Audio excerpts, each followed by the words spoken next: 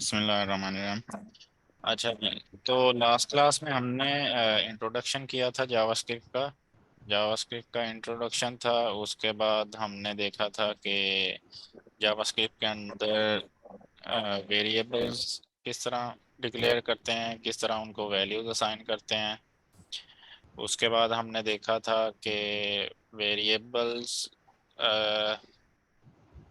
Variable कितनी तरह के होते हैं, और उसके बाद हमने देखा था डेटा टाइप्स, मतलब वेरिएबल में किस तरह का डेटा हम स्टोर कर सकते हैं। डेटा टाइप्स थी 6 हमारे पास। उसकी टाइप्स थी प्रिमिटिव, जो कि हमने डिस्कस किया था, और 2 थी कॉम्प्लेक्स टाइप, वो हमने अभी डिस्कस नहीं था किया। इसके अलावा ये वही स्लाइड है लास्ट टाइम जो हमने कवर किया था, जहाँ जहाँ तक, तो इसी से आगे कंटिन्यू करेंगे। मेरी आवाज़ आप सही आ रही है फिलहाल? जी, बिल्कुल ठीक आ रही। ठीक है। अच्छा, तो ये चीज़ें थी, हमने वेरिएबल्स डिस्कस किए थे। उसके बाद ये चीज़ रह गई थी कि जो डेटा टाइप्स हैं हमारे पास, वो जावास्क्रिप्ट के अंदर डायनामिक्स होती हैं। डायनामिक्स का मतलब ये है कि एक एक वेरिएबल के अंदर आपने कुछ और टाइप का डेटा अगर स्टोर करवाया है, तो उसी वेरिएबल में आप नेक्स्ट लाइन पे या कहीं पे भी दोबारा से उसको किसी और टाइप का डेटा भी असाइन करवा सकते हैं। तो इसको कहते हैं कि डायनामिक्स डेटा टाइप्स।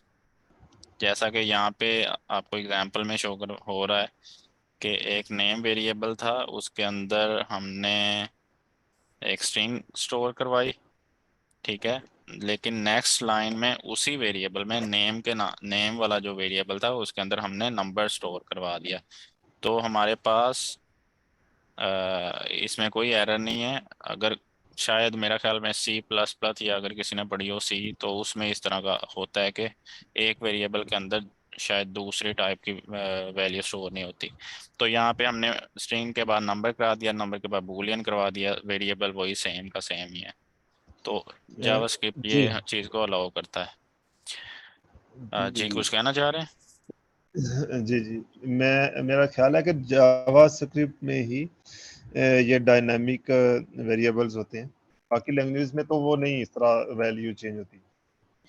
हाँ, मेरा ख्याल मुझे भी यही है, लेकिन मैं कंफर्म नहीं हूँ। उसमें ये है कि उसी टाइप का नया डेटा आ सकता है, लेकिन टाइप चेंज नहीं हो सकती उस वेरिएबल के।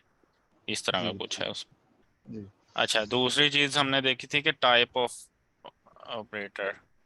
टाइप ऑफ ऑपरेटर क्या करता है कि आपको जो आपका वेरिएबल है उसकी आपको अगर टाइप पता करनी है, तो आप उसको टाइप ऑफ के साथ चेक कर सकते हैं।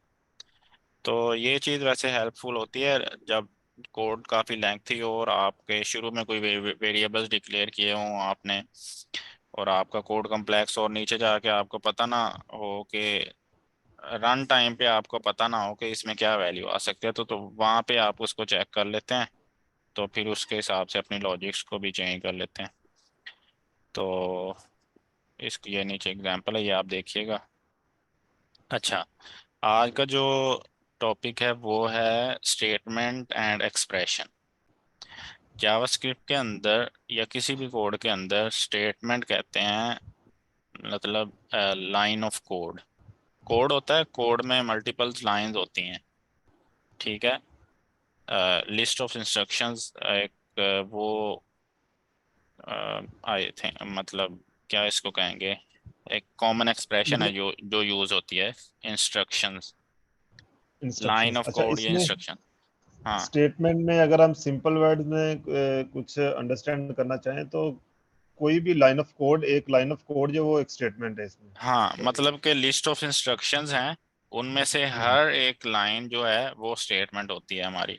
जी, ठीक है। जी। और स्टेटमेंट के लिए जो उसकी वो है कि statement should be and with the semi colon. वो टर्मिनेटर हाँ, या एंड जिसको हम स्टेटमेंट जो एंड करते हैं या टर्मिनेट होता है वो हाँ। सेमीकोलन के साथ। या तो आप एक लाइन में आपने लिखा कोड, फिर एंटर प्रेस करके नीचे दूसरी लाइन में चले गए हैं, तो अब ये 2 स्टेटमेंट्स हो जाएंगी, मतलब ऊपर वाली स्टेटमेंट सेपरेट हो जाएगी, नीचे वाली सेपरेट। लेकिन अगर आपको उसी लाइन के अंदर मल्टीपल स्टेटमेंट्स लिखनी है। फॉर एग्जांपल अगर ठीक मैं है। ये स्क्रीन शेयर हो रही है विजुअल स्टूडियो? जी जी। विजुअल स्टूडियो की नहीं हो रही। अच्छा ठीक, मैं हाँ, इसको वीएस चेंज कर कोड नहीं हो लेता हूँ। रहा। ये थोड़ा स्विच करना पड़ता है। अच्छा। अच्छा, तो फॉर एग्जांपल मेरे पास ये कोड है, ठीक है, और ये मैंने ना कोई लिस्ट ऑफ इंस्ट्रक्शंस लिख दी हैं, ठीक है। हर अच्छा एक लाइन एहसान मेरे। भाई, जी। जरा एक दफा से वीएस कोड को दोबारा रीओपन करके बता दें कि किस तरह होना। हो सकता है कुछ स्टूडेंट्स को कोई मसला आ रहा हो। इसमें कोई भी नहीं खास, कुछ भी नहीं है, बस आपने जहाँ पे फोल्डर है आपका वहाँ पे जाके यहाँ पे आप सी एम डी लिखें। सी एम डी लिखने के बाद अगर मैं लिख भी देता हूँ अगर कहते हैं तो, वैसे ये अब होना तो नहीं चाहिए इशू, क्योंकि ये तो हम्म। सबसे पहली क्लास थी हमारी। सी एम डी लिखा, उसी फोल्डर में है, मैंने कोड स्पेस डॉट लिख के एंटर करूंगा तो ये वाला फोल्डर मेरे पास विजुअल स्टूडियो में ओपन हो जाएगा, तो मैंने इसी तरह ओपन किया हुआ। ठीक ठीक ठीक है। ठीक। अच्छा, ये मेरे मेरे पास लिस्ट ऑफ इंस्ट्रक्शंस हैं, ठीक है, तो हर एक लाइन मेरे पास एक स्टेटमेंट है, लेकिन अब मैंने किसी भी लाइन के एंड पे सेमी कॉलन नहीं लगाया हुआ। अगर मैं सेमी कॉलन नहीं लगाऊंगा, ये स्टेटमेंट तो है, लेकिन मैं इसी लाइन के ऊपर कोई और अगर स्टेटमेंट लिखूंगा ना तो वो मेरे पास एरर आना शुरू हो जाएगा। क्यों? क्योंकि अब जावास्क्रिप्ट को पता नहीं चल रहा ब्रो, वो विजुअल स्टूडियो कंपाइलर वगैरह इसको पता नहीं चल रहा कि ये एक ही स्टेटमेंट है या मल्टीपल स्टेटमेंट है, क्योंकि अब कंसोल डॉट लॉग के बाद ब्रैकेट क्लोज हो गई, तो इसका मतलब है कि कंसोल वाला जो काम है ना, वो फंक्शन कंसोल डॉट लॉग वाला फंक्शन यहाँ पे टर्मिनेट हो गया है। अब मैं इसी लाइन के ऊपर दोबारा से इसको इस तरह कॉल नहीं कर सकता, मुझे अगर इसी लाइन पे इसको रह के दोबारा से करना है तो मुझे यहाँ पे सेमी कोलन देना पड़ेगा। अब उसको पता चलेगा कि अच्छा ये एक स्टेटमेंट है और इसके बाद जो शुरू हो रहा है वो नेक्स्ट स्टेटमेंट है, तो अब मेरे पास कोई एरर वगैरह नहीं आ रहा। तो इसी ठीक है। तरह से अब मैं यहाँ पे सेमीकोलन लगा सकता हूँ। ठीक है। तो बेस्ट प्रैक्टिस यही है कि आप जहाँ पे आपकी स्टेटमेंट टर्मिनेट हो वहाँ पे आप सेमीकोलन लगाएं। ठीक है। एक चीज़ तो ये होगी। अच्छा, अ, मतलब कि हम किसी भी स्टेटमेंट को एंड करना है तो हम सेमी कॉलन के साथ करते हैं। सेमीकोलन के साथ ये बेस्ट प्रैक्टिस है हमारे पास। इसका ठीक। फायदा ये होता है कि अगर आपने एक लाइन के ऊपर मल्टीपल स्टेटमेंट्स लिखनी है ना, ठीक है। तो वो आप एक लाइन के ऊपर लिख सकते हैं। ठीक हो गया। ये चीज़ थी, इसको आप रीड करें और फिर अगर फर्दर कोई क्वेश्चन हुआ तो वो हम क्लियर कर लेंगे। यही चीज़ यही चीज़ इसने बोली हुई है यहाँ पे, बताया हुआ है कि कोड किस तरह कंपाइल होता है, एग्जीक्यूशन किस तरह से होती है, वन बाय वन हर एक लाइन के ऊपर जाकर कंपाइलर उसको रीड कर रहा होता है।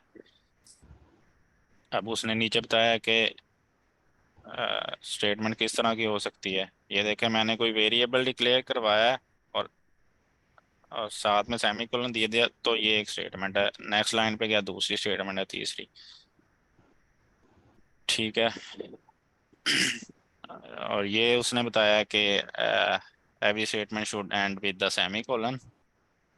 तो मल्टीपल स्टेटमेंट उसने एक ही लाइन के ऊपर लिख के बता दिए हैं। वो इसलिए लिख लिख सका है क्योंकि उसने सेमीकोलन यूज किया। अगर वो सेमीकोलन नहीं यूज करेगा तो ये मल्टीपल लाइन पे इस तरह से वेरिएबल्स को वैल्यू साइन नहीं कर सकता। ठीक है। तो इसके बाद जो है हमारे पास, अच्छा ये उसने कुछ वो बता दिए हैं कि अगर आप सेमीकोलन यूज नहीं करते, अगर इस तरह line by line separate line पे लिखते हैं तो आपके पास कोई एरर नहीं आएगा, लेकिन बेस्ट प्रैक्टिस ये है कि आप हर एक लाइन के बाद सेमीकोलन लगाएं। ये उसने एरर वाली चीज करके दिखा दी है जो अभी हमने देखी, कि विदाउट सेमीकोलन में मैं एक ही लाइन पे मल्टीपल स्टेटमेंट्स लिख रहा हूँ, तो जावास्क्रिप्ट इसको अंडरस्टैंड नहीं कर पाएगा, तो यहाँ पे आपके पास एरर आएगा। अच्छा, स्टेटमेंट्स के बाद उसके बाद एक चीज आती है, उसको कहते हैं एक्सप्रेशंस। एक्सप्रेशन मल्टीपल स्टेटमेंट्स का ना कॉम्बिनेशन होता है। फॉर एग्जांपल मेरे पास दो वेरिएबल्स हैं, मैं चाहता हूं कि मैं उन दोनों को ऐड करूं। जब मैं कोई ऑपरेटर इस इनके अंदर यूज करूंगा ना, तो वो मेरी एक स्टेटमेंट नहीं रहेगी, वो बन जाएगी एक्सप्रेशन, क्योंकि मैं मल्टीपल चीज़ों को आपस में कंबाइन कर रहा हूँ। An expression is a combination of values, variables, function calls and operator which compute to a value. अब मैं ए और बी को ऐड करूंगा तो मेरे पास कोई तीसरी नई चीज आएगी। ठीक है। हाँ ठीक। जी बिलाल। मतलब कि अगर हमने मतलब ये है कि अगर हमने दो वेरिएबल्स को इकट्ठा करना है या दो वैल्यूज को इकट्ठा करना है तो उसके लिए हमें एक्सप्रेशंस यूज करने होंगे। हाँ, उसको, उस चीज को हम कहेंगे कि ये एक एक्सप्रेशन है। अगर ठीक तो है। मैंने सिंपल, मैंने इस तरह लिख दिया ना, एक वेरिएबल डिक्लेयर किया, उसको मैंने वैल्यू दी, ये तो मेरे ठीक है। पास एक स्टेटमेंट है। लेकिन ठीक है। अब मैं इस वेरिएबल से कोई नई चीज कंप्यूट करूंगा ना, जैसे कि मैं ये एक वेरिएबल ए जो ऊपर मैंने डिक्लेयर किया उसको मैंने मल्टीप्लाई 4 किया, एक ऑपरेटर इसके अंदर यूज कर लिया, तो अब ये मुझे एक नई चीज देगा, ठीक कोई है। नई वैल्यू कंप्यूट करके देगा, तो अब इसको मैं एक्सप्रेशन बोलूंगा। ये ऊपर वाली मेरी स्टेटमेंट है, लेकिन नीचे वाली मेरी एक्सप्रेशन है। इसी तरह मैं दो स्ट्रिंग को अगर कॉन्कैट करता हूँ तो वो भी मेरे पास एक्सप्रेशन है। तो ये कुछ एग्जांपल्स हैं, तो ठीक है। आप इसको गूगल भी करिएगा। अच्छा, यहाँ तक ठीक अगर है। किसी का कोई क्वेश्चन, बिलाल अगर आप अनम्यूट करके भी पूछ सकते हैं या कमेंट बॉक्स में, फिलहाल आप कमेंट्स देखिएगा। ठीक है। मैं चैट देख रहा हूँ, अगर किसी का क्वेश्चन आया तो मैं बोले। अगर लास्ट क्लास में किसी को कुछ समझ नहीं आया था, उसके रिलेटेड कोई क्वेश्चन है अभी तक, तो वो भी पूछ सकते हैं। अच्छा, उसके बाद है हमारे पास कमेंट्स।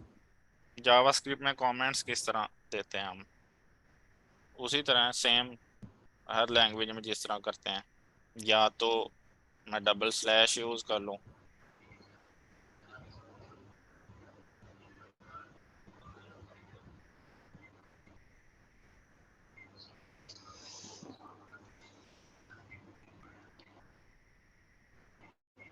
अच्छा जी, आवाज कट गई है।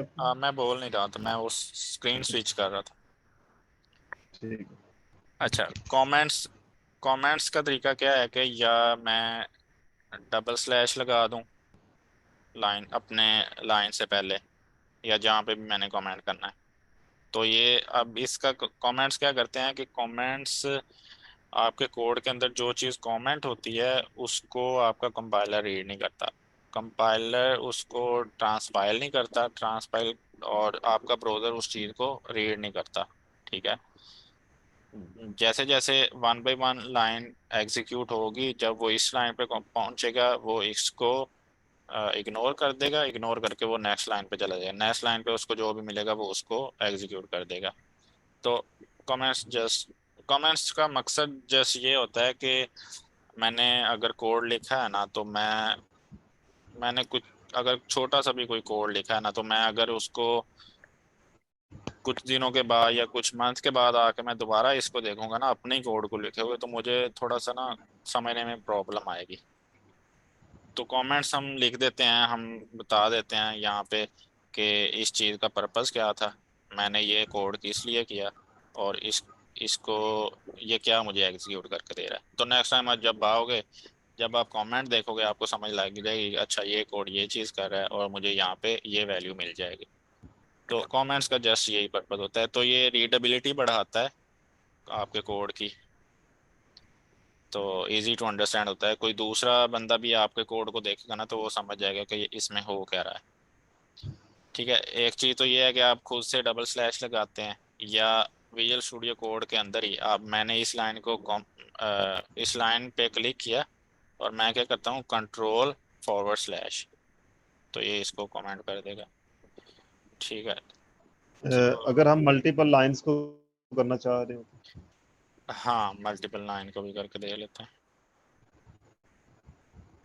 अच्छा, ये वाले क्वेश्चन ना हमें उधर से आने चाहिए स्टूडेंट की तरफ से, लेकिन उधर से क्वेश्चन नहीं आते। चलो मैक्सिमम जो हमें ब्रेन में आ रहे हैं हाँ, वो तो मैं तो कर रहा हूँ।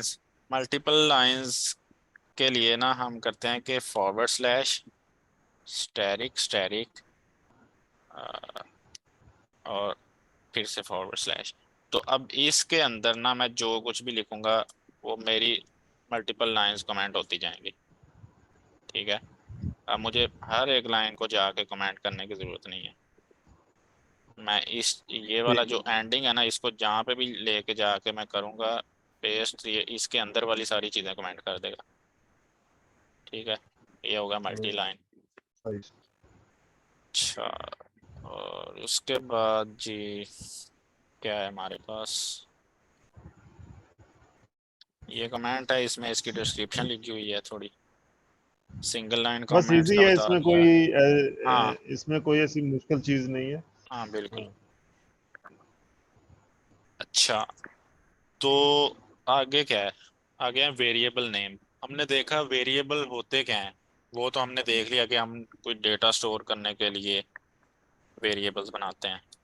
लेकिन वेरिएबल बनाने के लिए ना उनके नेम्स के लिए कुछ जावास्क्रिप्ट ने हमें कुछ शराइत दी हैं कि ये चीज़ें पूरी होनी चाहिए नेम में। अगर इसके अलावा आप नेम वेरिएबल का कुछ नेम रखोगे ना तो वो इलीगल होगा, उस पे आपको एरर आएगा। तो जावास्क्रिप्ट क्या कहता है कि आपके वेरिएबल के नेम में स्पेस नहीं आनी चाहिए। जैसे मैंने लिखा है ना variable, next next next slide पे होगा। जैसे मैंने अगर यहाँ पे कह दूं कि हेलो, हेलो के बाद में मैं अगर कुछ लिख दूं यहाँ पे और स्पेस दे के, तो ये अलाउड नहीं है। पहले देख लेते हैं अलाउड क्या है, लीगल। ये उसी की एग्जांपल है कि आपका नेम में सारे के सारे करैक्टर आ सकते हैं। ठीक है, और आपका नेम में अंडरस्कोर आ सकता है, डॉलर साइन आ सकता है, कोई नंबर आ सकता है। लेकिन डॉलर साइन आप स्टार्ट में भी दे सकते हैं, एंड में भी दे सकते हैं, लेकिन स्टार्ट में आप नंबर नहीं दे सकते वेरिएबल नेम में। ये कंस्ट्रेंट है। नंबर आ तो सकता है लेकिन स्टार्ट में नहीं आ सकता। डॉलर साइन दे सकते हैं, करैक्टर दे सकते हैं, नंबर दे सकते हैं, इनका कॉम्बिनेशन दे सकते हैं, लेकिन स्टार्ट में नंबर नहीं दे सकते। और नेम से पहले आपको वार का कीवर्ड लिखना है। ठीक है, इससे जावास्क्रिप्ट को पता चलेगा कि अच्छा ये एक वेरिएबल है जिसको मैंने एज अ कंटेनर यूज करना है। अच्छा, इलीगल, इलीगल वही के स्टार्ट में नंबर नहीं आ सकता आपके नेम में, आपके नेम में स्पेस नहीं आ सकती। ठीक है, आपके नेम में उसके अलावा dollar sign underscore number character के अलावा और कोई चीज़ देंगे वो नहीं आ सकती। जैसे यहाँ पे मैंने हैश दिया है वेरिएबल नेम में, तो ये मेरे पास अलाउड नहीं है। मैं हाइफन दे रहा हूँ, अंडरस्कोर आ सकता है, हाइफन नहीं आ सकता, क्वेश्चन मार्क नहीं आ सकता। बस आप ये याद रख लें कि आ क्या सकता है, उसके अलावा जो कुछ भी होगा वो नहीं। या तो करेक्टर, कॉम्बिनेशन ऑफ करेक्टर और लेटर, अंडरस्कोर, डॉलर, बस ये चीज़ें। अच्छा, मोस्टली दो ही चीजें हैं, एक तो नंबर नहीं स्टार्ट में आ सकता, और दूसरा ये कि स्पेस नहीं आ सकती। हाँ, ठीक है ना, बाकी वेरिएबल को और जिस वैसे भी तरह नॉर्मली मर्जी हम क्रिएट कोई करते हैं। डॉलर वगैरह यूज नहीं कर रहे होते। जनरली जब भी हम वेरिएबल डिक्लेयर करते हैं वो सिंपल इसी तरह का होता है। वो हम कोशिश करते हैं कि इस तरह का नेम रखें कि जो कि हमारे डेटा को डिस्क्राइब कर रहा हो। फॉर एग्जांपल अगर मेरे पास स्ट्रिंग है और मैं उसके अंदर अपना कोई नेम रख रहा हूँ ना, तो मुझे चाहिए कि मैं अपने वेरिएबल का जो नेम रखूँ ना वो भी इस तरह रखूँ कि मुझे पता चले कि मेरे वेरिएबल में डेटा किस तरह का आना है। ऐसी बिल्कुल। ठीक है, उसके बाद क्या आ रहा है जी, उसके बाद हमारे पास, हाँ, कुछ कीवर्ड्स होते हैं हर लैंग्वेज में जो कि रिजर्व्ड होते हैं। मतलब कि वो हमारा ना प्रोग्रामिंग में वो लैंग्वेज ने कुछ कीवर्ड्स रखे होते हैं जो कि वो उनको यूज कर रहा होता है अपनी कंप्यूटेशनल के लिए। जैसा कि मोस्ट कॉमन, क्लास, हम किसी वेरिएबल को क्लास नहीं कह सकते। क्लास एक कीवर्ड है। इसी तरह से करेक्टर, करेक्टर एक डेटा टाइप है, वो नहीं लिख सकते। एब्स्ट्रैक्ट, ये एब्स्ट्रैक्ट वगैरह ये कोई ऊप का कॉन्सेप्ट होता है, ये हम टाइपस्क्रिप्ट में देखेंगे। तो ये कुछ कीवर्ड्स हैं, ये नहीं हम दे सकते। ये आप देखिएगा गूगल गूगल करके। और दूसरी चीज, जो जावास्क्रिप्ट के अंदर जावास्क्रिप्ट के अंदर जो हमारे वेरिएबल्स हैं वो केस सेंसिटिव होते हैं। मतलब अगर मैंने कोई वेरिएबल लिखा है var my name,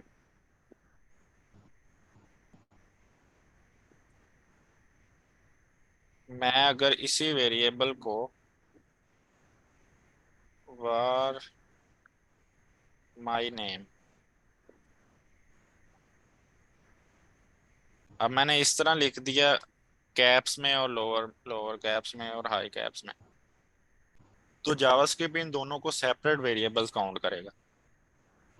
जावास्क्रिप्ट ये नहीं देखेगा कि अच्छा ये भी माई नेम है, ये भी माई नेम है, तो ये एक ही वेरिएबल है, नहीं। वो केस सेंसिटिव, वो देखता है कि ये सारे लोअर कैप्स हैं और ये हाई कैप्स हैं, तो ये चीज़ डिफरेंट है और ये डिफरेंट है, तो ये दो डिफरेंट वेरिएबल काउंट होंगे हमारे पास। अच्छा, ठीक है जी। ये हो गया।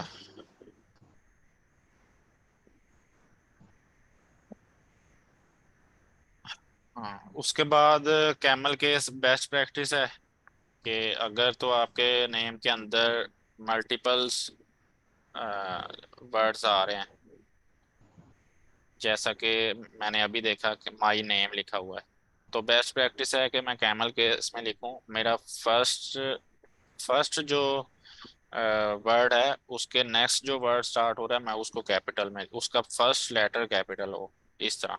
माई, आगे एन कैपिटल और name, my name, camel case, ये बेस्ट प्रैक्टिस है। तो मोस्टली हम इसी तरह इसी चीज को यूज किया करेंगे आगे नेक्स्ट। ठीक है जी। आगे हमारे पास क्या है? ऑपरेटर्स। अच्छा, ऑपरेटर्स क्या होते हैं? ऑपरेटर्स आप लोगों ने मैथ में पढ़े होंगे। किसी दो वेरिएबल्स या दो चीज़ों के दरमियान मैथमेटिकली कुछ न्यू, हमने कोई नया डेटा जनरेट करवाना हो, या कंपिटी कोई चीज़ वैल्यू कोई कैलकुलेट करनी हो, ठीक है। दो चीज़ों से कोई तीसरी चीज़ कैलकुलेट करनी है या दो चीज़ों का रिजल्ट निकालना है, इस तरह। इसमें क्या होता है, इसमें प्लस है, माइनस है, मल्टीप्लाई, डिवीजन, मॉडुलस, ठीक है। और इसको बोलते हैं एक्सपोनेंट, मतलब पावर, जैसे ए स्केयर हमने मैथ में पढ़ा था। तो यार इनको, इस चीज़ को अब कोड में करने की तो ज़रूरत नहीं है, या करें बिला? मैं मैं मैं कहता हूँ थोड़ा सा करवा दें ताकि आइडिया हो जाए स्टूडेंट्स को। अच्छा,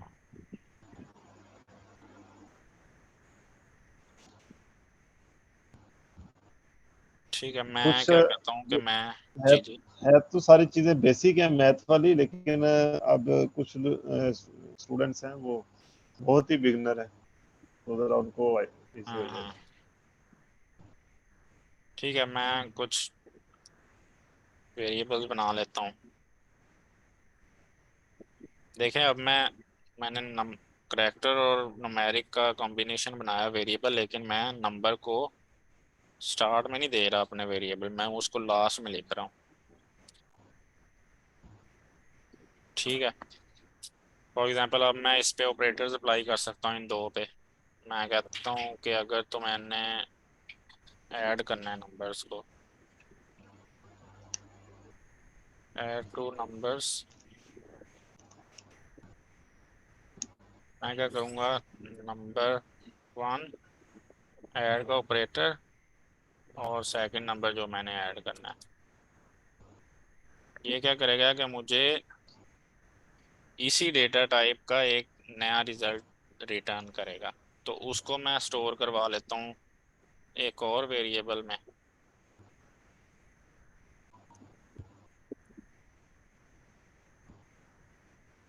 मैं इसी वेरिएबल में भी दोबारा से उसका रिजल्ट स्टोर करवा सकता हूँ, या मैं किसी नए वेरिएबल में बना सकता हूँ। अब मैं देखें, मैंने यहाँ पे बनाया है इसको, मैं यहाँ पे भी इसको डिक्लेयर कर सकता था विदाउट असाइनिंग एनी वैल्यू। ठीक है। तो मेरे नंबर 3 के अंदर मेरे पास क्या आएगा, 5 + 10। मेरे पास इसमें रिटर्न होगा 15। तो इसको कंसोल करके देख लेते हैं।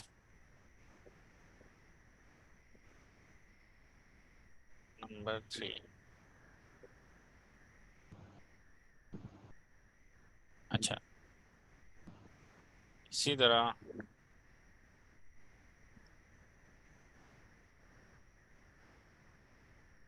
मैं क्या कह देता हूँ, सब्ट्रैक्ट। यहाँ पे आ जाएगा सब्ट्रैक्ट। मेरे पास ये रिजल्ट मुझे देगा -5। इसको कह देता हूँ नंबर 4।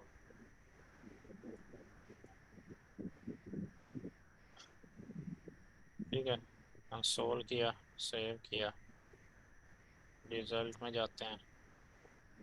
अब ये देखें, मैंने इंस्पेक्ट करके मैंने ये कंसोल ओपन किया हुआ है यहाँ से।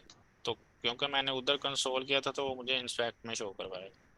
तो ये पहला नंबर था, पहले नंबर को उसने 5 + 10 ऐड किया करके मुझे कंसोल में दे दिया 15, और सेकंड वाले का रिजल्ट दे दिया -5। तो अगर तो मैंने इसको ज़्यादा डिस्क्रिप्टिव बनाना है तो मैं क्या करूँगा कि मैं यहाँ पे दे दूँगा addition of 2 numbers is this। अब ये मैंने कंकैटिनेशन की है, मैं एक स्ट्रिंग को कंकैट कर रहा हूँ उसके रिजल्ट में एक वेरिएबल की वैल्यू को। सब्ट्रैक्शन आउटपुट को ज़्यादा रीडेबल बनाने के लिए, जैसा, और कुछ भी इसका मकसद नहीं है।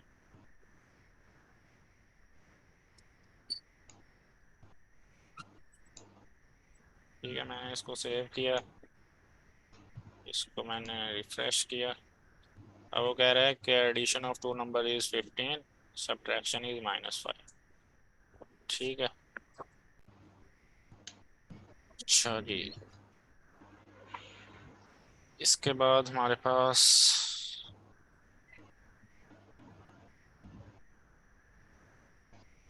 अगर ठीक किसी है। का कोई क्वेश्चन हो तो पूछ सकते हैं। मैं क्वेश्चन देख रहा हूँ, अगर किसी ने किया तो इंशाल्लाह आगे। हाँ, असाइनमेंट ऑपरेटर। अच्छा, हाँ सर, कोई क्वेश्चन और उसके बाद फिर ये कोई कुछ कह रहे हैं, आवाज़ सही से नहीं आ रही।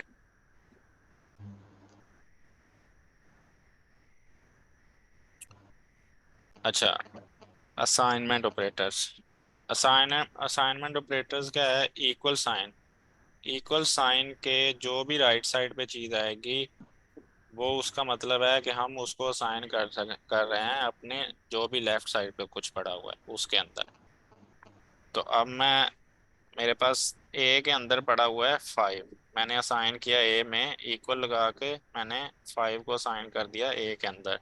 अब ए के अंदर 5 पड़ा हुआ है, और मैं ए के अंदर +2 करके उसको दोबारा से ए के अंदर ही असाइन कर रहा हूँ। तो ये मुझे क्या रिजल्ट देगा, कौन बताएगा। ए के अंदर पहले 5 पड़ा हुआ है, दोबारा अब जब मैं ए को कंसोल करूंगा तो मुझे क्या रिजल्ट देगा ये। अगर मैं कोड में जाऊं,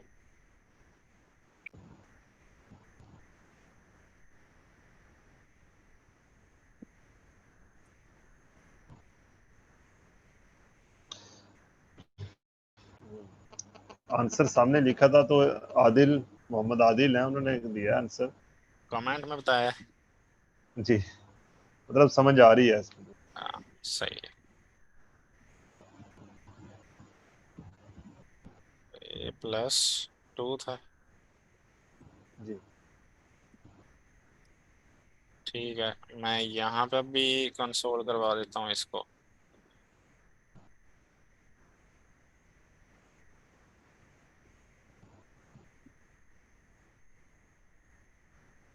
और मैं दोबारा से इसी को कंसोल करवा देता हूँ, दे लेते हैं क्या फर्क पड़ा है।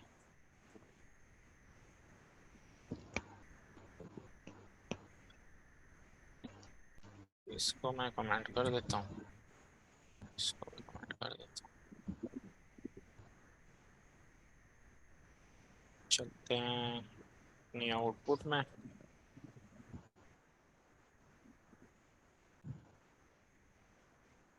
इसको किया रिफ्रेश। 5 + 2 7, क्योंकि मैंने उसी वेरिएबल के अंदर स्टोर किया था। तो जैसे हमने शुरू में पढ़ा था कि जावास्क्रिप्ट में वेरिएबल्स डायनामिक हैं, तो हम इनमें अपनी वैल्यूज़ को चेंज कर सकते हैं। ठीक है जी। उसके बाद अच्छा, नीचे इसने इस तरह से दिया है, इसने क्या किया है कि A+2 कर दिया इसने। ये तो कंफ्यूजिंग हो गया है बिलाल। जी, नहीं मैं इसमें वो एक ऐड कर रहे हैं ना इसमें, हाँ, जिस तरह उसने बताया कि वो, दो तरीके हैं इसी चीज को हाँ लिखने के, आपके पास दो तरीके हैं। या तो इस तरह लिख लें, A=A+2, लंबा कोड लिख लें, या इस तरह लिख दें A+=2, मतलब दो कि ए दोनों सेम ही में जो बता। कुछ पड़ा हुआ है उसमें टू टू ऐड कर दो। ये कह रहा है वो, ए में जो कुछ पड़ा हुआ है उसमें टू उसमें ऐड हाँ कर दो। टू ऐड होता। टू ऐड करके क्या रिजल्ट आएगा, वही रिजल्ट आएगा जो पहले आया था। आगे ये उसकी कुछ उसी तरह से उसने एग्जाम्पल दी हैं। अगर इस तरह लिखा हुआ हो तो इस तरह लिखा हुआ हो, तो दोनों सेम है। जैसे आपको अच्छा लग रहा है वैसे कर लें। ये क्या करेगा कि ये ए में जो पड़ा हुआ है उसको उसमें से 5 सब्ट्रैक्ट कर दो, इसमें 5 मल्टीप्लाई कर दो, इसमें 5 डिवाइड कर दो ए में से, और इसमें से मॉडुलस लेके। मॉडुलस क्या होता है? मॉडुलस होता है कि मैंने एक नंबर को दूसरे पे डिवाइड किया, जो मेरे पास रिमाइंडर बचता है ना, वो उसको कहते हैं मॉडुलस। तो यहाँ पे मेरे पास क्या आएगा, फॉर एग्जांपल अगर ए में 5 पड़ा हुआ है, मैं उसको 5 से डिवाइड कर रहा हूँ, तो रिमाइंडर में क्या आएगा? रिमाइंडर में 0 आएगा, क्योंकि 5 पूरा पूरा उस पर डिवाइड हो जाएगा। अच्छा, बिल्कुल। अब ये डबल स्टैरिक का मतलब है कि ए की पावर कर दो, मतलब ए में जो पड़ा हुआ है उसकी पावर 5, मतलब 5 × 5, उसका वो आंसर आ जाएगा। सही है। अच्छा, ऑपरेटर्स में भी प्रेसिडेंस होती है। जैसे मैथ में हमने एक रूल पढ़ा था कि अगर मल्टीपल एक एक्सप्रेशन के अंदर मल्टीपल ऑपरेटर्स यूज हो रहे हैं। अब मैंने स्टेटमेंट नहीं बोला, मैंने एक्सप्रेशन बोला, क्योंकि हम यहाँ पे ऑपरेटर्स यूज कर रहे हैं अपनी स्टेटमेंट के अंदर। तो ये एक्सप्रेशन है।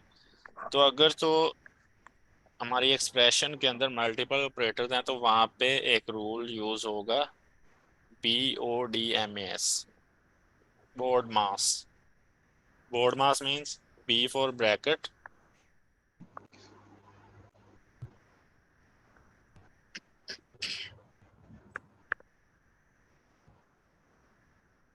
Bracket division, multiplication, addition, subtraction, और ये क्या है, ओ से क्या बनता है? ऑर्डर, ओ से ऑर्डर है, जिस तरह हम पावर लेते हैं या ठीक अंडर हो रूट गया। लेते हैं वो। तो अब ये मेरे पास एक एक्सप्रेशन लिखी हुई, हाँ एक्सप्रेशन लिखी हुई है, इसमें प्लस भी हो रहा है मल्टीप्लाई भी। तो क्या रिजल्ट आना चाहिए, कहाँ से वो स्टार्ट करेगा, कहाँ से देखना शुरू करेगा? वो इसी रूल को देखेगा, कि देखेगा कि इसमें ब्रैकेट है, ब्रैकेट नहीं है। फिर वो पावर को देखेगा, है नहीं है। फिर वो देखेगा डिवीजन का ऑपरेटर है, तो मेरे पास यहाँ पे डिवीजन का ऑपरेटर है। तो सबसे पहले जो चीज़ इसमें कैलकुलेट होगी वो ये चीज़ होगी, वो इसको कैलकुलेट करेगा। ठीक है, उसके बाद इसको, इसका जो भी रिजल्ट आएगा वो इन दोनों की जगह पे यहाँ पे उसका रिजल्ट लिख देगा बैक एंड पे। ठीक है, उसके बाद देखेगा कि मल्टीप्लिकेशन भी हो रही है, तो मल्टीप्लिकेशन भी है तो वो इन दोनों को अब पकड़ेगा, इनका रिजल्ट कैलकुलेट करेगा। फिर एडिशन आएगी, फिर जो इसका रिजल्ट आया उस रिजल्ट को इसके साथ कैलकुलेट करेगा। ठीक है, तो फिर लास्ट में सब्ट्रैक्शन आएगी, जो यहाँ पे रिजल्ट था और जो यहाँ पे आया उसकी सब्ट्रैक्शन। तो इसको हम अपने कोड में जाकर देख लेते हैं। बेसिकली हम जो भी यहाँ पे वर्किंग अभी कर रहे हैं वेरिएबल्स के साथ, तो वो सारा है तो मैथमेटिकल ऑपरेशन ही।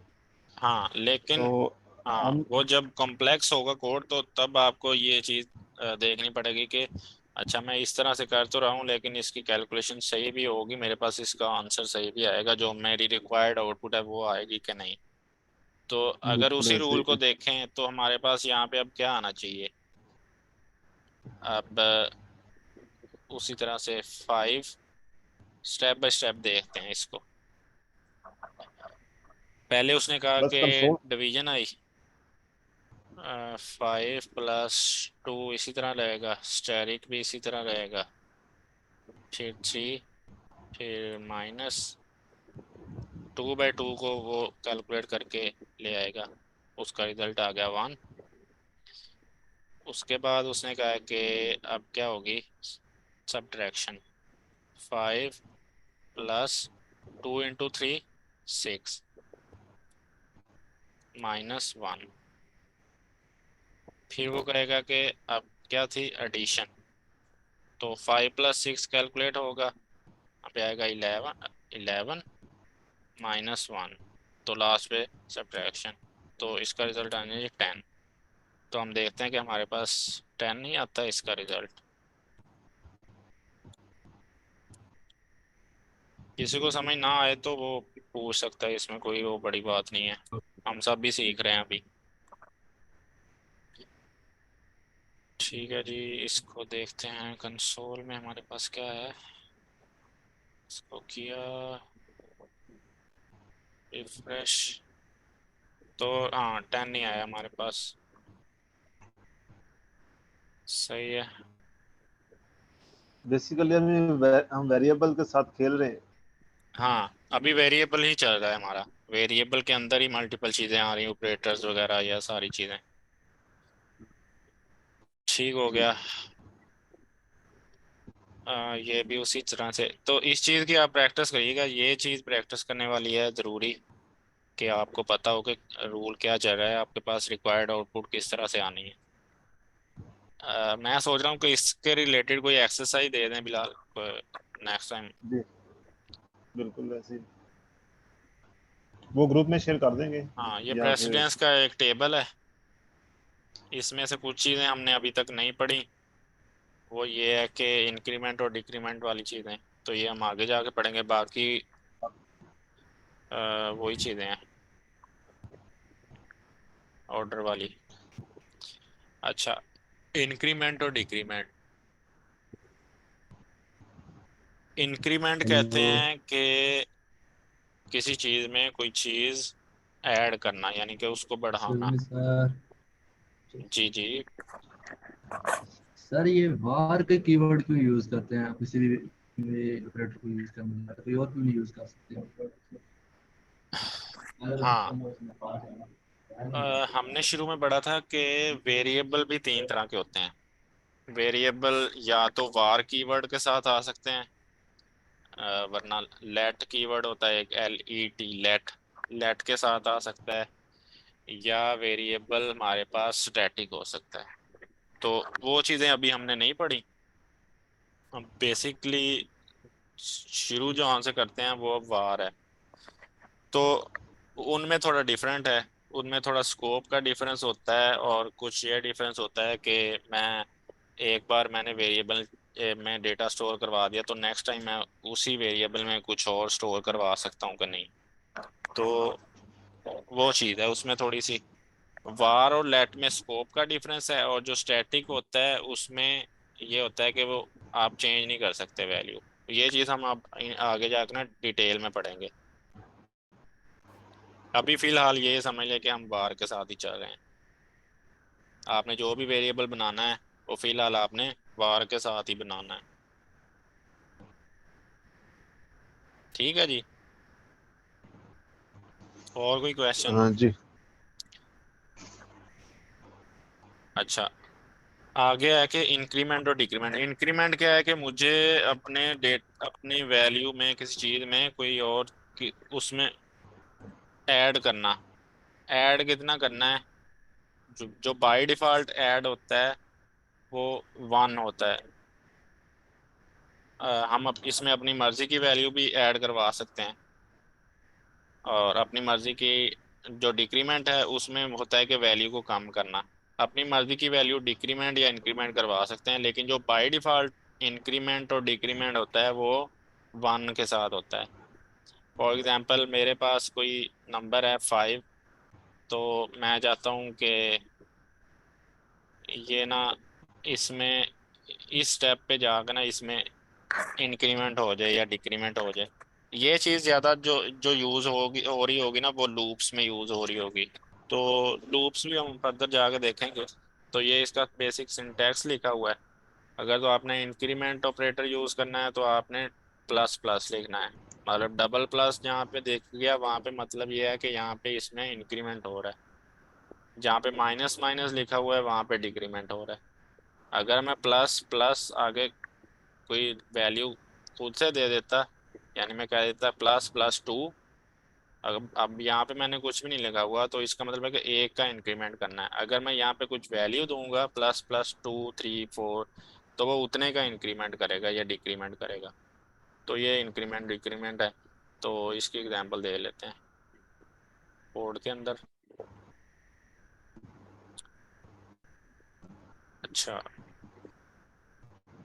मैं कहता हूँ जी कि मेरे पास एक वेरिएबल है ए, और उसमें पड़ा हुआ है 5, और मैं नेक्स्ट स्टेप में उसको कहता हूँ कि ए प्लस प्लस। ये क्या करेगा कि 5 में एक ऐड कर देगा। तो अब 5 में एक ऐड करके उसको ए में स्टोर करवा देगा। अब ए में क्या आ जाएगा, पहले 5 था अब हो जाएगा 6। तो इसी तरह से मैं अगर यहाँ पे इसको कंसोल ही करके देख लेते हैं।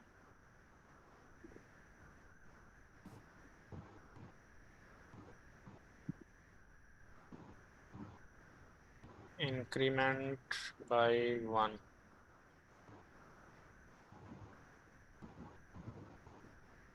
ठीक है।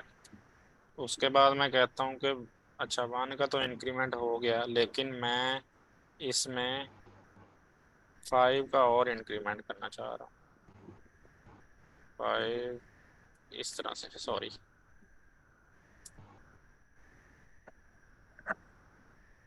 मैं चाह रहा हूँ कि मैं इसमें 5 का और इंक्रीमेंट करूँ।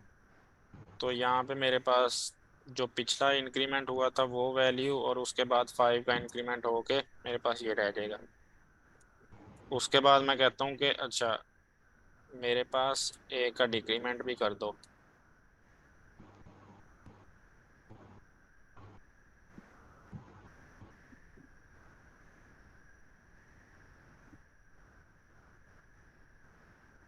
अब उसी वेरिएबल में सारी चीज़ें स्टोर हो रही हैं, मैंने नया नहीं किया। फिर मैं कहता हूँ कि A-3।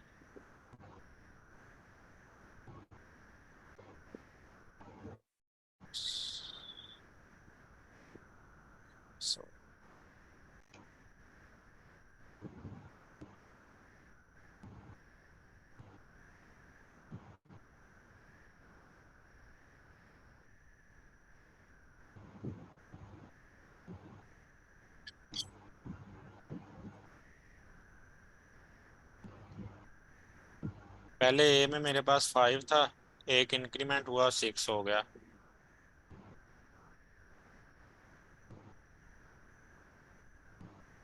ओके, हुआ ये है, इधर गया। हाँ हाँ ठीक है, ठीक नहीं है। नहीं नहीं, वो हुआ ये है कि वो दोबारा से उसने ये चीज कैलकुलेट की और इस चीज का हाँ हमें तो रिजल्ट दे उसमें दिया, इंक्रीमेंट, लेकिन उसमें उसने इंक्रीमेंट। ऐड नहीं किया। ऐड क्यों नहीं किया? क्योंकि अब यहाँ पे जब वो आएगा ना, यहाँ पे वो उसकी इनिशियल वैल्यू को ले रहा होगा। समझ समझ लगी है? जी जी। क्योंकि अब जब अगर आप हमारा रिजल्ट देखें ना,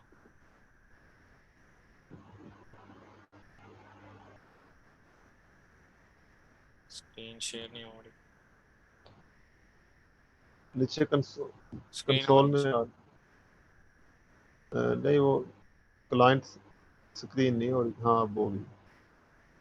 हाँ तो पहले उसमें 1 पड़ा हुआ था, ओ सॉरी 5 पड़ा हुआ था, उसमें 1 का इंक्रीमेंट किया 6 हो गया,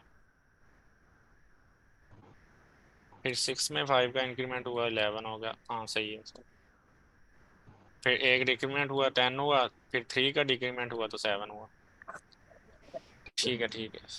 लेटेस्ट वैल्यू ले रहा है ना वो। लेटेस्ट वैल्यू ले रहा है, सही है। ठीक।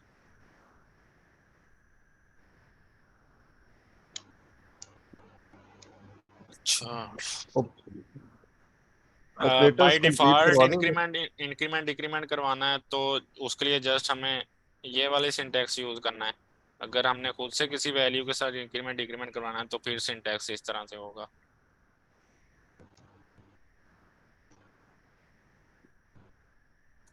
ठीक है। क्या कह रहे थे आप? मैं कह रहा था कि ऑपरेटर को कंप्लीट करवा दें फिर काफी। हाँ ये ऑपरेटर हो गए ना।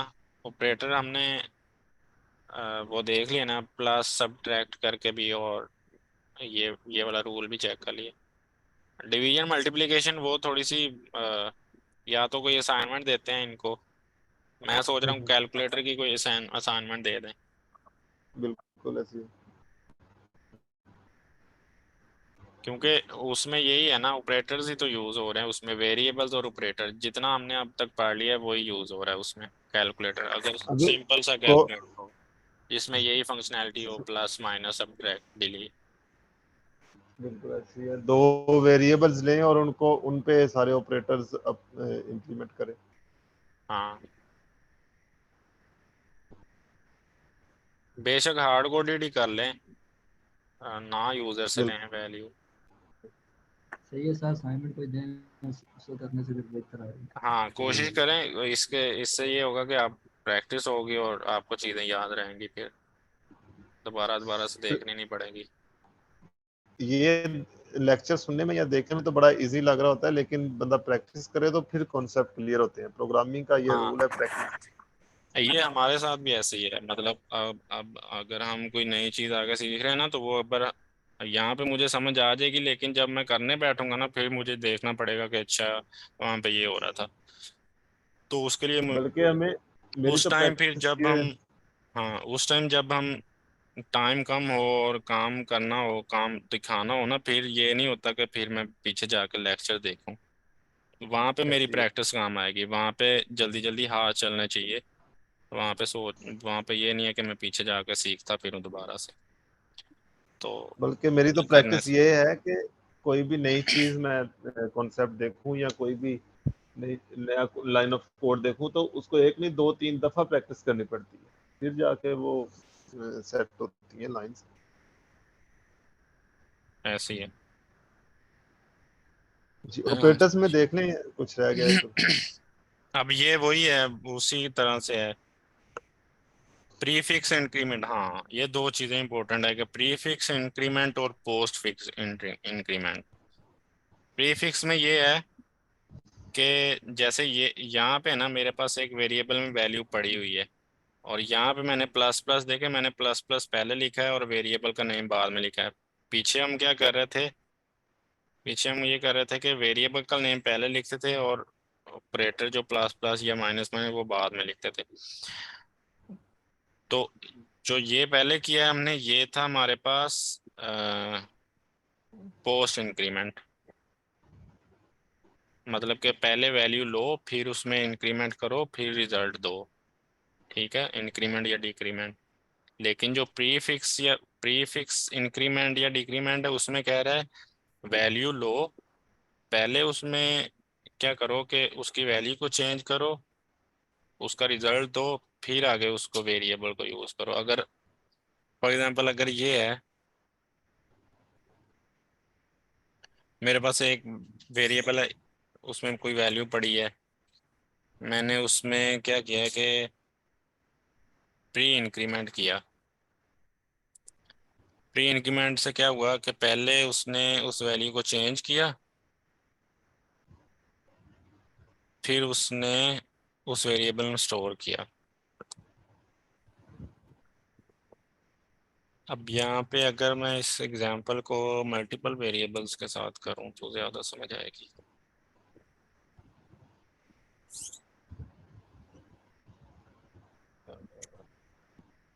बिलाल, जी क्या जी, कहते हैं आप? मैं असाइनमेंट लिख रहा हूँ, मैसेज में दे देता हूँ अभी। ये इंक्रीमेंट वाली फिर चीज़ पूरी करवाएं या फिर या इसको बाद में देख लें, क्योंकि ये उस ऑपरेटर्स वाला, असाइनमेंट में नहीं मैं आएगी। मैं कहता हूँ ऑपरेटर्स कंप्लीट हो जाए, नेक्स्ट फिर हम आगे। हाँ, ऑपरेटर तो कंप्लीट हो गए हैं। हाँ बस सही है। इसमें थोड़ा सा लॉजिकली है कि प्री इंक्रीमेंट में क्या होगा और पोस्ट में क्या होगा, तो वेरिएबल कहाँ पे जाकर चेंज होगी, कहाँ पे हमें सेम ही मिलेगी। बिल्कुल। तो ये बस चीज़ थोड़ी सिर्फ लेंथी हो इसमें जाएगी फिर। इतना इतनी अंडरस्टैंडिंग हो जाए कि इंक्रीमेंट और डिक्रीमेंट ऑपरेटर बेसिकली कर क्या रहे होते हैं। चलें, सही है, इस चीज़ को बाद में देख लेंगे। और आगे स्ट्रिंग कनकैटिनेशन, स्ट्रिंग कनकैटिनेशन का बता देता हूँ, क्योंकि ये मैंने अभी अपनी एग्जांपल में दिखा ही रहा था इस चीज़ को। स्ट्रिंग कनकैटिनेशन यही है कि आप दो स्ट्रिंग को प्लस के साइन के साथ कनकैट कर सकते हैं, या दो वेरिएबल्स को कनकैट कर सकते हैं। फॉर एग्जांपल मेरे पास एक नेम है, एक वेरिएबल में मेरा फर्स्ट नेम पड़ा हुआ है, दूसरे वेरिएबल में सेकंड नेम पड़ा हुआ है, लेकिन मैं चाहता हूँ कि यूज़र को ये एक ही स्ट्रिंग शो हो, यानी कि फर्स्ट नेम और लास्ट नेम इकट्ठा ही शो हो।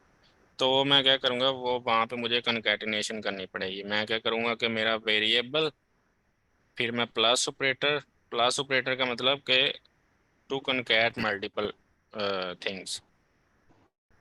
First first variable plus operator, फिर आगे मैं चाह रहा हूँ कि दोनों अगर मैं इकट्ठा लिख देता तो यहाँ पे मेरे पास क्या होता है कि इस तरह से होता है कि अब्राहम और साथ ही आगे लिखा आ जाता है लिंकन। तो इन दोनों में कुछ वो स्पेस नहीं होती और वो रीडेबल नहीं रहता। तो मैंने क्या किया कि मैंने फर्स्ट नेम प्लस, मैं चाहता हूँ कि इसमें एक स्पेस आए, मैंने इस तरह स्पेस ऐड की। स्पेस के बाद फिर मैं कह रहा हूँ कि मेरा लास्ट नेम आ जाए, तो वहाँ पे मैंने दोबारा से प्लस ऑपरेटर लिख के सेकंड वेरिएबल। तो अब मैं इसको कॉन्कैट करूंगा तो वो मेरे पास आएगा फर्स्ट नेम, आगे स्पेस, और आगे लास्ट नेम, एक ही लाइन के ऊपर। तो ये कॉन्कैटिनेशन है। इसी तरह हम मल्टीपल नंबर्स को कॉन्कैट कर सकते हैं। बेसिकली कॉन्कैटिनेशन, मैं कुछ चीज ऐड करूं जी जी, कि बोलिए।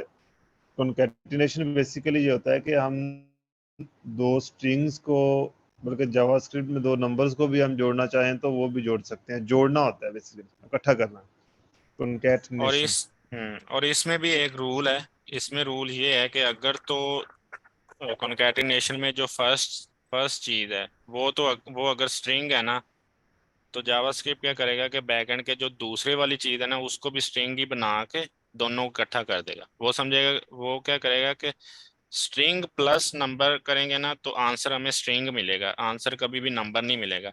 यहाँ पे मैं ये भी कह सकता था कि ये 6+2 करके मुझे आंसर दे देता, 8 करके दे देता मुझे। नहीं, लेकिन वो क्या करेगा कि पहली अगर स्ट्रिंग है तो दूसरी को वो स्ट्रिंग बना के साथ कनकैट करके देगा। तो इसलिए मेरे पास 6 आ गया। इसी तरह से दूसरी चीज है, वो देखेगा कि एक नंबर है एक स्ट्रिंग है, तो ये दोनों को एज अ स्ट्रिंग के तौर पे कनकैट करके देगा। जी इस तरह बिल्कुल। नीचे ये दूसरी एग्जांपल दी हुई है। अच्छा, अब ये देखें तीन चीजों के साथ, जहाँ पे उसको स्ट्रिंग मिल गई उसने बाकी चीजों को भी स्ट्रिंग ही काउंट करना है। और यहाँ पे अब वो प्रेसिडेंस की वजह से उसने देखा है कि प्रेसिडेंस सबसे पहले सब हाई किसकी है, वो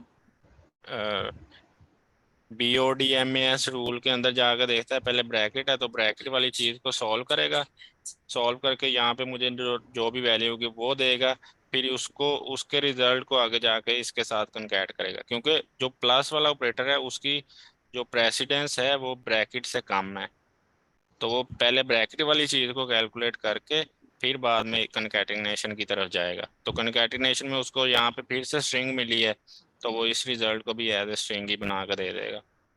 तो ये चीज को हम डिटेल में देख लेंगे टाइप ऑफ के साथ भी, कि ये क्या ये वाकई इसका जो रिजल्ट आया वो एज अ स्ट्रिंग ही आया है या क्या आया है। तो वो चीज हम नेक्स्ट क्लास में देख लेंगे।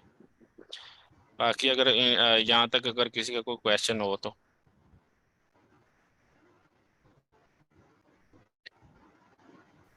सर अ, सर जी ये सीन ये है कि अगर प्रैक्टिस करेंगे इसकी तो फिर समझ आएगी कहाँ हाँ पे होती बिल्कुल। है। ऐसे तो देखने में बाजार वो चीजें आसान होती है, लेकिन आप कुछ चीजें जो प्रैक्ट देखने में आसान होती है वो उतनी होती तो नहीं। हाँ तो हाँ प्रैक्टिस करें इंशाल्लाह। नहीं किसी चीज़ की समझ आती तो आपके पास व्हाट्सएप का ग्रुप है, और फेसबुक पे भी पूछ सकते हैं, फेसबुक वाले ग्रुप में पूछ लें, व्हाट्सएप पे पूछ लें। ठीक है। तो जो वो इसीलिए ग्रुप बनाया कि वहाँ पे आप लोग डिस्कस करें, क्वेश्चंस पूछें, ताकि आपको जल्दी से जल्दी चीज़ें समझ आएं। बाकी वीडियो को मैं रिकॉर्डिंग उधर प्लेस कर दूंगा, उसको बार बार देखें और प्रैक्टिस करें। कैलकुलेटर ट्राई करें कि आप जैसे एक नॉर्मल कैलकुलेटर वर्क करता है उसी तरह का बनाएं, जिसमें ये वाले सारे ऑपरेटर हों। ठीक है फिर बिलाल, इंशाल्लाह जी क्लोज इंशाल्लाह करते फिर हैं। नेक्स्ट मिलते हैं। हाँ बिल्कुल। Okay. Okay thank you so much. Allah Hafiz. Thank you.